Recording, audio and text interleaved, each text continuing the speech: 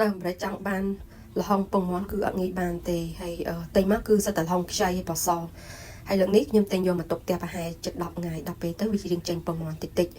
តែលក្ខណៈនៃអាសាច់លហងនេះរៀងទន់ណាប៉ុន្តែមានអីដល់ពេលធ្វើហាវដាក់ក្នុងទូទឹកកកស្រួយខ្ញោកហ្មងម្ហូបមួយនឹងចុះបាយណាស់ញ៉ាំបាយកកហើយនឹងជាមួយថៃអាំងហ្នឹងហើយឥឡូវនេះខ្ញុំបុកកលីងក៏ខ្ញុំលីងហាវហើយខ្ញុំបុកពីច្រើនពីមុនខ្ញុំជួយចិត្តកិនណាតែលើកនេះខ្ញុំបុកខ្ញុំខ្ជិលដាក់កិនដោយសារខ្ញុំធ្វើតែបន្តិចអញ្ចឹងខ្ញុំបុកតែម្ដងហើយនេះគឺស្ករផែខ្ញុំកូរលាងក្រហមហើយនេះគឺជាម្ដេងកលីងហើយនឹងខ្ញីខ្ញុំដាក់ចូលគ្នាម្ដេងកលីងខ្ញីម្ទេសហ្នឹងហើយប៊ីចេញ៉ាំប្រាំមួយប៊ីចេញ៉ាំមក540ទេហើយនេះគឺផ្អកថៃប្រៃលីជាមួយនឹងកាពឹសដែលបានមកពីស្រុកខ្មែរបងប្អូនផ្ញើមកចានៅក្នុងគេលីងកលីងខ្ញីអីស្រាប់ហើយចាហើយកាលមុនខ្ញុំធ្វើយកកាពឹសយកស្រីមហ្នឹងយកមកធ្វើម៉ាំខ្លួនឯងតែសារលើកនេះបានមកពីស្រុកខ្មែរស្រាប់អញ្ចឹងយកមកលីធ្វើម៉ាំលហងតែម្ដងទៅហើយជាមួយនឹងទឹកស្ករផែនដែលខ្ញុំកូរកម្លោចហើយខ្ញុំដាក់លីទឹកបន្តិចដើម្បីវារាវខ្ញុំទុកឲ្យចុះត្រជាក់ម៉ាំកាលណាយើងយកស្ករក្តៅៗមកលាយធ្វើត្មងគឺវាកាច់ទៅ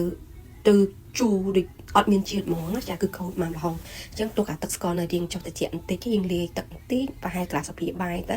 ហើយយើងកូរឲ្យសោយទុកវាត្រជាក់ចាំយកមកលាយជាមួយនឹងលហងតបមកធ្វើការច្បល់ឲ្យរៀងសប់បន្តិចអញ្ចឹងខ្ញុំដាក់មានក្នុងនោះកលីងរំដេងខ្ញីហើយនិងម្ទេសចានៅក្នុងនោះខ្ញុំអត់បានបង្ហាញរំដេងទេតែរំដេងខ្ញុំបុករួចស្រេចហើយលាយជាមួយនឹងកលីងខ្ញីហើយនិងម្ទេសហើយដាក់ចូលគ្នាអញ្ចឹងទៅច្បាច់មកស្ទុះហើយខ្ញុំចង់ប្រាប់ថាខ្ញុំលាយជាមួយនឹងអំបិលបន្តិចដើម្បីឲ្យមានជាតិប្រៃដោយសារម៉ាំរបស់គេនេះខ្ញុំទិញអត់មានសូវជាតិប្រៃទេ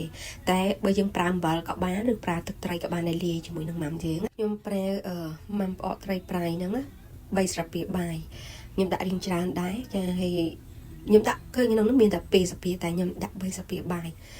គឺកាន់តែច្រើនកាន់តែឆ្ងាញ់ហើយខ្ញុំប្រើប៊ីចេងប្រហែលជាកន្លះស្លាបព្រាកាហ្វេហើយច្បល់ចូលគ្នាតែប៉ុណ្ណាបន្ទាប់ពីច្បល់រៀងសក់មកស្ទុះអញ្ចឹងហើយខ្ញុំដាក់ចោលនៅក្នុងផ្ទះហ្នឹងរយៈពេល3យប់4ថ្ងៃដោយសារកន្លែងខ្ញុំនៅហ្នឹងវាត្រជាក់អញ្ចឹងខ្ញុំដាក់នៅក្រៅទូទឹកកក3យប់4ថ្ងៃហើយពេលខ្ញុំភ្លក់ទៅរៀងកាច់ជូរបន្តិចខ្ញុំក៏រុញចូលដាក់ក្នុងទូទឹកកកយើងដើម្បីឲ្យវាមានលក្ខណៈស្រួយហើយណាមួយយើងទុកបានយូរផងកាលណារៀងកាច់ជូរបន្តិចយើងដាក់ក្នុងទូទឹកកកទៅយើងអាចហូបបានដល់1ខែទៀតចាហើយបើយើងទុកនៅក្រៅគឺអត់បានទេ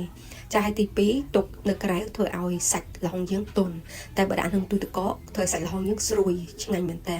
ហើយបងប្អូនចង់ធ្វើល្ហុងមានបែបពណ៌លក្ខណៈពណ៌ពងមាន់ណាយើងទិញអាខ្ចីបានយកមកទុកក្រៅរយៈពេលប្រហែលទៅ10ថ្ងៃឡើងពងមាន់ហើយកុំភ័យថាអត់ស្រួយពេលយើងធ្វើហើយញាត់ចូលក្លោយើងដាក់ចូលទូទឹកកកក្រោយពី3 4ថ្ងៃហ្នឹងយើងដាក់ចូលទូទឹកកកទៅគឺស្រួយហើយបន្ទាប់មកខ្ញុំញាត់ចូលទៅក្នុងក្លោ